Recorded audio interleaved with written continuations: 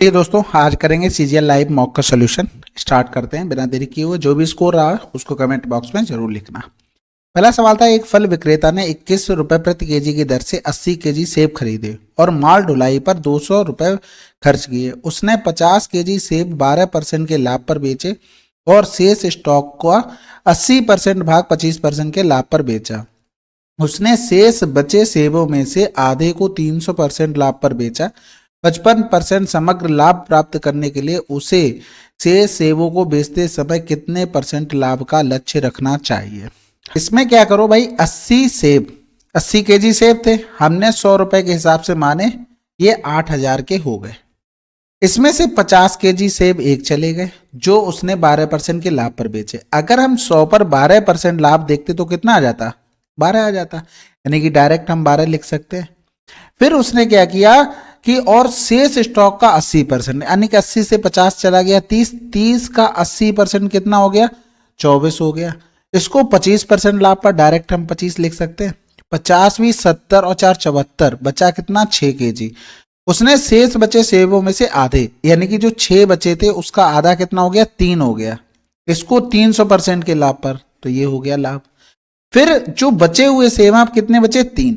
अब इनको पता नहीं कितने % लाभ पर। अगर हम इसको 100 मानते, इस पर x% हमने प्रॉफिट का लक्ष्य रखा है और ये बराबर में टोटल 8000 पर 55% समग्र लाभ की बात कर रहा है। ये बात समझ में आई। अगर हम यहां से लिखते तो 12 पंजे 60, 600 हो गया, प्लस 24 चौकू 25 चौकू 100 हो गया, 25 दूनी 50 यानी कि 600, 3 त्रिका 900 हो गया। और इधर करेंगे तो ये 3x इक्वल टू में हो गया 0 से 0, 1 0 हो गया। 8 पन्ने 40, 8 पन्ने 40 और 4 44, 9 6 15 6 21, यानी कि 3x बराबर में 4400 माइनस में 9 6 15 6 2100 हो गया ना। और इसको घटाएंगे तो 0 0, 4 से 1 गया 3 हो गया, फिर 4 से 2 गया तो 2 हो गया। और x बराबर कितना आ जाएगा, ये। ठीक है, अब इसको परसेंटेज में चेंज करना है तो नॉर्मल हमें 0, देखो भाई हमें एक्चुअल में तो इतना मान निकालना था ना, यानी कि x/100, तो हम इस तरीके से लिखेंगे ना, तो ये कैंसिल आउट हो गया। 3 सत्ते 21 हो गया, बचा फिर 3 चक 18 कर दो, यानी कि 7.6 के समथिंग।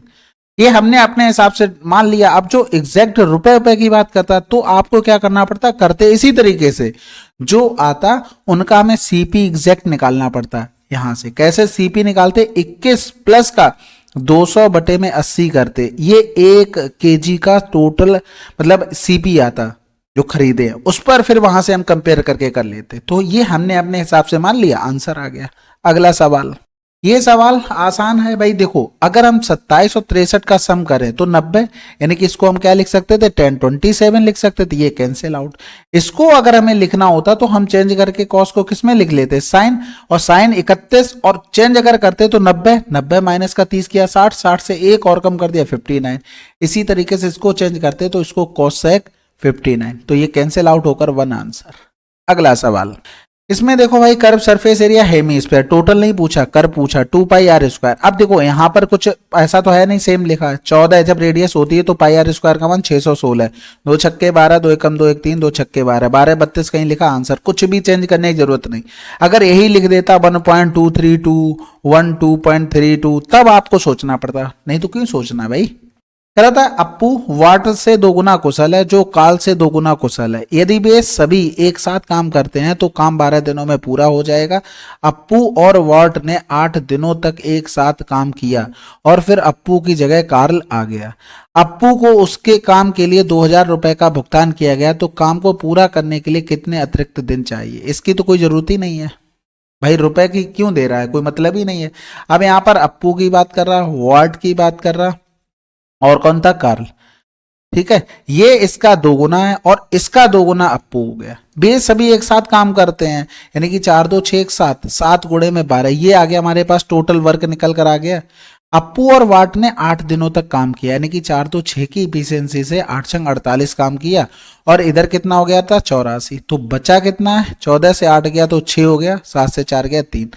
अब क्या हुआ कि फिर अप्पू की जगह कार्ल आ गया, यानी कि अप्पू चला गया, कार्ल आ गया। अब इन दोनों को करना है 3 की इफिशियंसी से, यानी कि कितना, 12। अगला सवाल, ये सवाल ये तो बहुत आसान है, ये तो 1 बन गया, ये भी 1 बन गया, और इधर 25, 8 और 25, 625 हो गया। अब आप देख सकते हो माइनस में इससे कहाँ 625 और 8 और जोड़ोगे, अभी इतना छोटे छोटे नंबर दिए गए थे। कह रहा था पी के व्यय और बचत का अनुपात इतना, आय में इतने की वृद्धि, बचत में इतने की वृद्धि, व्यय में कितने % की वृद्धि होगी। इसका डायरेक्ट रिजल्ट आप याद रखो, मतलब डायरेक्ट करने का तरीका। इनकम हो गई, एक्सपेंडिचर हो गया, सेविंग हो गया।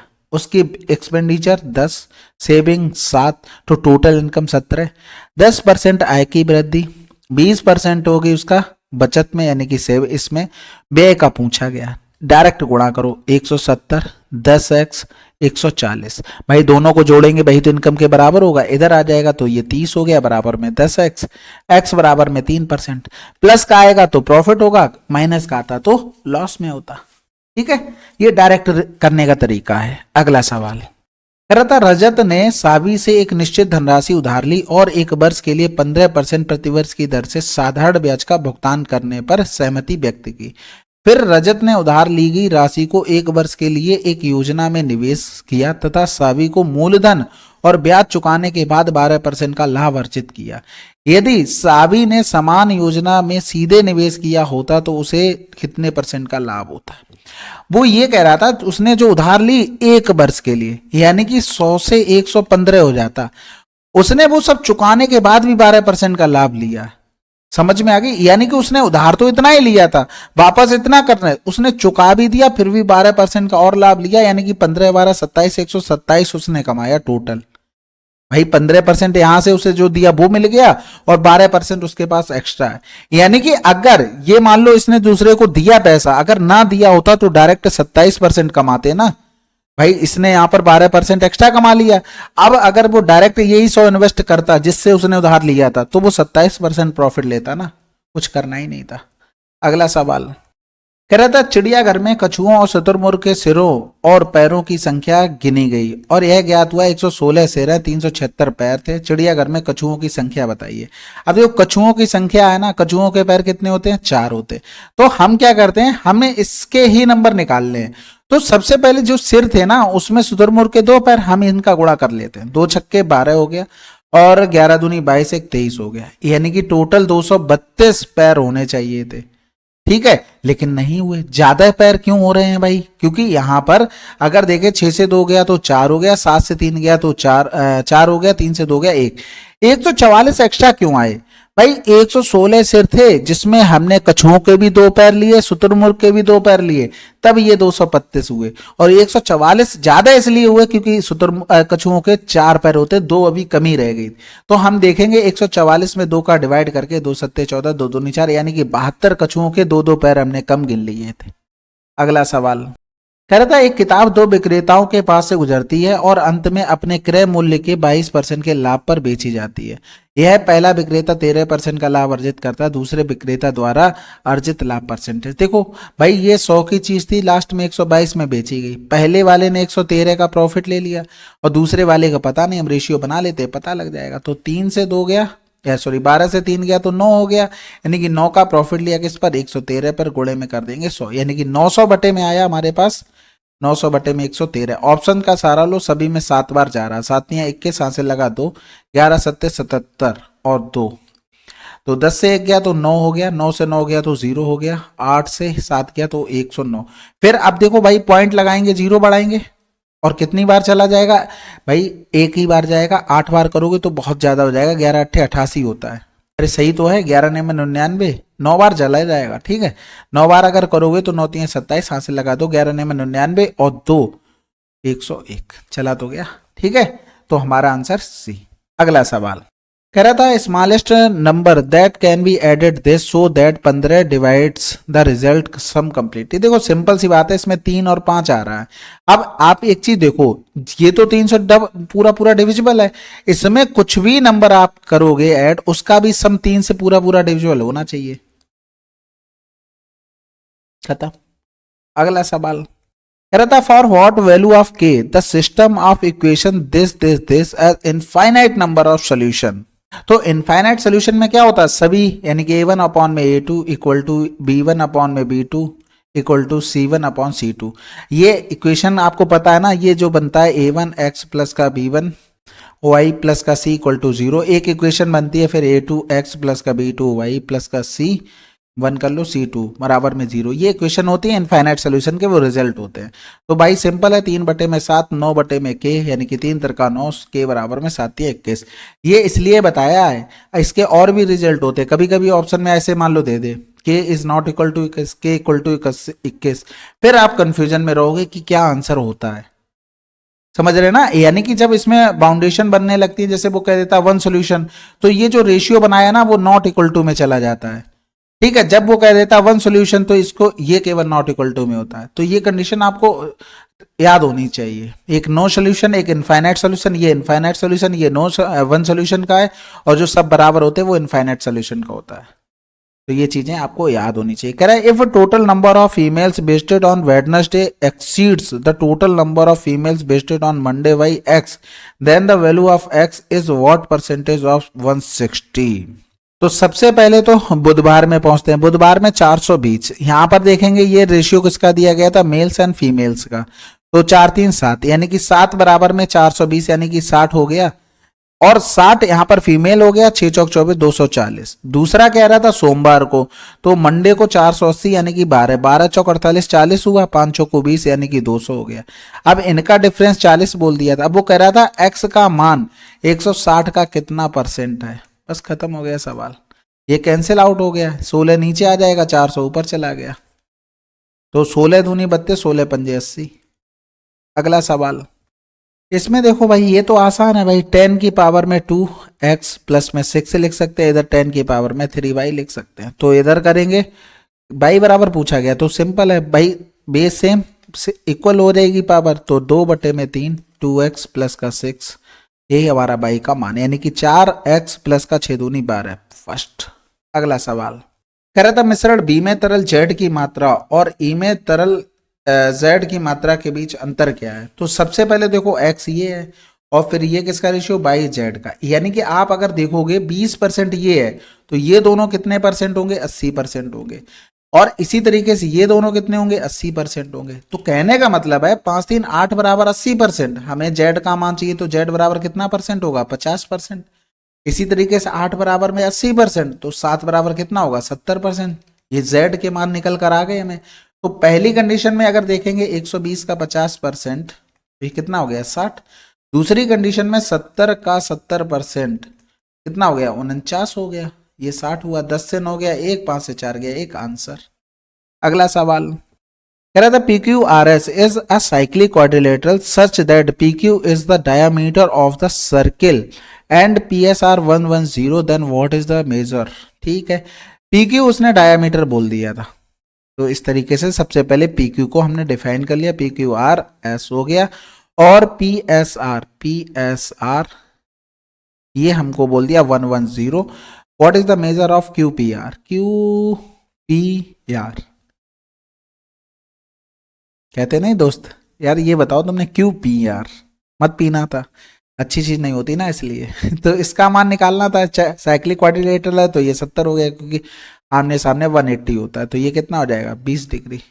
अगला सवाल, ये भाई AM और BM ये बोल दिया, ये सेंटर भी है, तो फिर ये रेडियस बराबर होगी, रेडियस बराबर होगी तो कॉमन कॉर्ड का मान होता है √3r, तो r का मान 11 हो गया, √3 आंसर।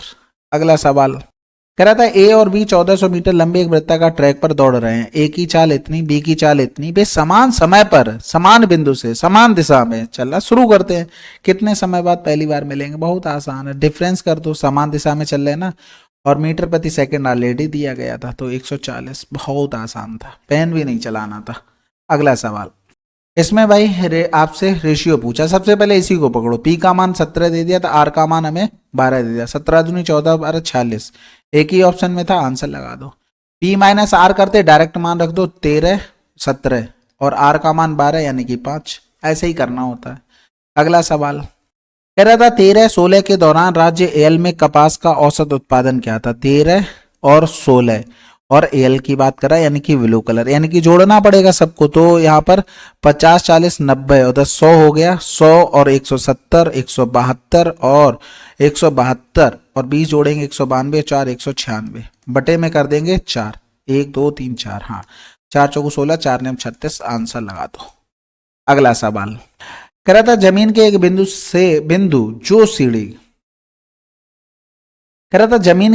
जो सीढ़ी के आधार से 10 मीटर की दूरी पर है, वहां सीढ़ी के शीर्ष तक उन्नयन कोण 60 डिग्री, सीढ़ी की ऊंचाई बतानी थी। तो ये तो आसान है भाई, सिंपल है। ये 60 हो गया, ये तो हमको बताना थी, ये 10 दिया गया था। ये 30 वाले पे जाते हैं तो √3 3 के पास आ जाता है, खत्म हो गया। अगला सवाल, रेशियो याद होना चाहिए। इसमें देखो भाई एंगल पर तो डिपेंड कर नहीं रहा, इसको अगर लिखोगे तो ये भी sin स्क्वायर a अपॉन में cos स्क्वायर a होता है। अब यहाँ पर हम 90 नहीं मान सकते क्योंकि ये इनफाइनाइट बना देगा। 90 नहीं मान सकते तो 0 तो मान सकते हैं। 0 किसने मना किया? तो भैया ये हो जाएगा 0 बटे में 1 माइनस का 0 माइनस का ये तो पूरा चला गया 0, खत्म हो गया सवाल, 0 आंसर। अगला सवाल कह रहा था एक कक्षा में विद्यार्थियों की संख्या 96 है, जिसमें से इतने % लड़के और शेष लड़कियां। इतने % का मतलब 1 बटे में 3, यानी कि अगर टोटल 3 है तो 1 उसमें लड़का है और 2 लड़कियां हैं। लड़कों के विज्ञान में औसत अंक लड़कियों की तुलना में इतने % अधिक हैं, इसका मतलब होता है 2 बटे में 3, यानी कि लड़कियों की तुलना में अधिक है। लड़कियों का अगर 3x एवरेज है तो लड़कों का 5x हो गया, ये क्या हो गया? एवरेज हो गया। फिर कह रहा था सभी विद्यार्थियों का औसत अंक कितना है, तो हम इतने ही नंबर से कर लेते हैं, ठीक है। हम पूरे नंबर पे नहीं काम करेंगे, हम केवल जो हमने माने उस पर। तो ये 5x हो गया टोटल सम, ये 3 दूनी 6x हो गया, इनको जोड़ेंगे तो ये 11x क्या आ गया हमारे पास? ये सम आया। और क्वेश्चन में कितना सम दिया था? 132 एवरेज था, टोटल नंबर कितने थे? 3, तो हमने इसका गुणा कर दिया। तो 11 कम 11, 11 दूनी 22, x बराबर कितना आ गया? 36। कह रहा लड़कियों का औसत कितना है, तो लड़कियों का औसत कितना हो गया? 3 गुणे में 36 यानी कि 108, ठीक है। अगला सवाल कह रहा था दुकान P और Q पर इलेक्ट्रिक केतली की कुल लागत तथा दुकान M और N पर इलेक्ट्रिक केतली की कुल लागत के बीच अंतर का अनुपात क्या होगा? यानी कि PQ में पहले तो अंतर करेंगे, PQ कहां पर है? ये है ना, यानी कि 0, 8 से 2 गया तो 6 हो गया, 8 से 5 गया 3 हो गया, ठीक है। फिर MN की बात करेंगे, यानी कि 0 हो गया, 15 से 8 गया 7 हो गया, 11 से 9 गया 2, तो 9 3 27, 9 चौक 36, 4 अनुपात 3। अगला सवाल इसमें देखो भाई PQR, if M and N are the point on PQ और PR respectively such that MN parallel QR area दिया गया था, ये find the value of NOR, यानी कि NOR कहाँ चला गया? NOR। अब देखो ये तो बहुत आसान हो गया है। आप एक चीज देखो, रेशियो पर काम करो भाई, इसके साथ इस भुजा का जो रेशियो होगा वही इसके साथ इस भुजा का होगा, भाई इसके साथ इस भुजा का होगा, यानी कि ये आपस में तो रेशियो बनाएंगे ना। यानी कि अगर हम इसका जो रेशियो इसके साथ है, हम इधर साइड वाली भुजाओं पे देखें तो इसके भी साथ तो सेम रेशियो बनेगा। यानी कि जिस रेशियो में डिवाइड हो रहा है रेशियो में चेंजमेंट ही नहीं आ रहा है, क्योंकि उसने पैरेलल बोल दिया, तो जो एरिया इसका होगा वही एरिया इसका होगा। कॉमन सेंस है, ये कहीं ना कहीं आपको लगाना पड़ेगा। बेस सेम है, इसमें हाइट में फर्क नहीं पड़ेगा क्योंकि इनके जो साइड का रेशियो वो सेम बन रहा है। ये आपको कॉमन सेंस से सोचना था, ठीक है। अगर आप इतना भी नहीं समझ पा रहे हो तो आपने ये तो पढ़ा ही होगा, ये क्या बन रहा है? समलम चतुर्भुज, ट्रेपेजियम बन रहा है, यानी कि ये दोनों लाइनें पहले ना, इनका रेशियो भी बराबर होता है। अच्छा हाँ, पिक भी तो लगाई थी। ये आपको डायरेक्ट रिजल्ट नहीं पता है, बस यहां से कर लो, ये समझने के ऊपर है। बाकी डिटेल बनाओगे रेशियो से वो लेंदी हो जाएगा, फिर थोड़ा डिटेल में चली जाएंगी चीजें, लेकिन आपको शॉर्टकट करना तो वो आपको पता होना चाहिए।